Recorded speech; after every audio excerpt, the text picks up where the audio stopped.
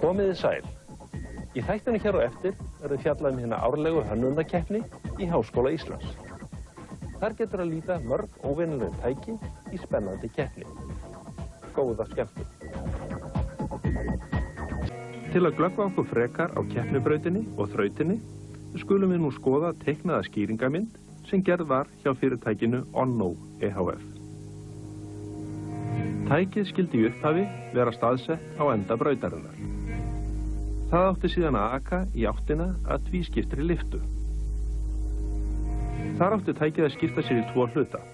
Fremri hluti tækisins átti að fara niður með öðrum hluta lyftunar og hífa jafnframt hinn hluta lyftunar upp með aftari hluta tækisins innanborðs. Aftari hluti tækisins átti því næst að senda bolta sem þar var niður rör. Fremri hluti tækisins átti að grípa boltan.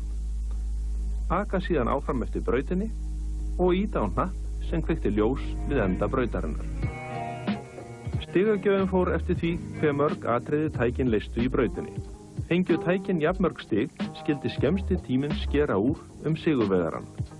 Af helstu öðrum kvöðum má nefna að tæki máttu ekki kosta meira en 20.000 krónur að mati dómnefndar, þau máttu ekki vera meira en 50 cm á lengd og 35 cm á hæð og breidd í upphafi brautar, ekki þyngri en 10 kíló, ekki mátti nota forritanlega Lego-einingar við lausn þrautarinnar og tæki mátti ekki stofna áhorfendum né öðrum á keppnistað í hættu.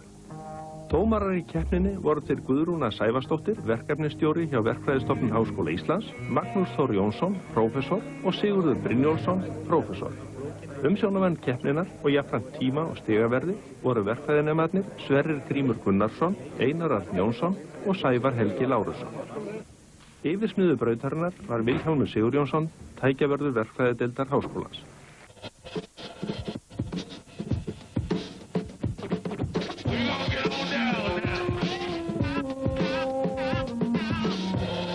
Eins og kynnirinn sagði áðan, þá fyrst og fremst 13. dag og keppnin haldin í 13. skiptið. Bíllinn hjá okkur líka búinn að klúrast 13 sinnum að minnsta kosti. En hann svona þetta hefðbundna, hann gamall fjörstur bíll og svo nemar hérna á kassanum, þannig að ef kassinn finnur fyrir þyngd þá á hann að nema það þegar boltinn kemur niður.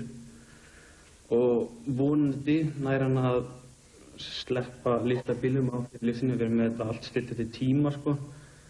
En við lenti í því að tíminn tekur þetta upp sjálfstæða hugsun og bulla bara eitthvað.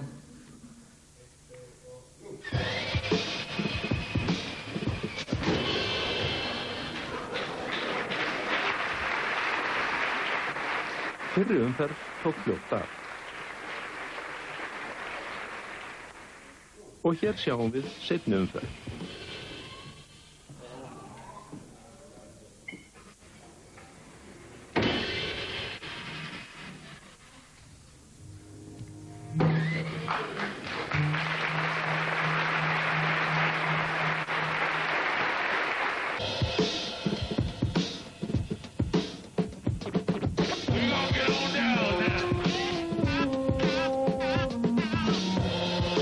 Ég flög hingað í morgun og sá brautinni í fyrsta skiptið, þannig að megna þessu virkar ekkert voðalega vel.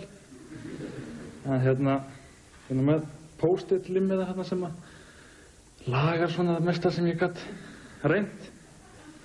Og svo sjá ég nagla hérna standa upp og kannski hittir hann rofan, ég veit það ekki. Tækið allavega fyrir undir hann, þannig að það kemur ljós, það reyna. Í seinni umferð var reyndar búið að setja kassa framan á tækið til að það næði frekar upp í rofan.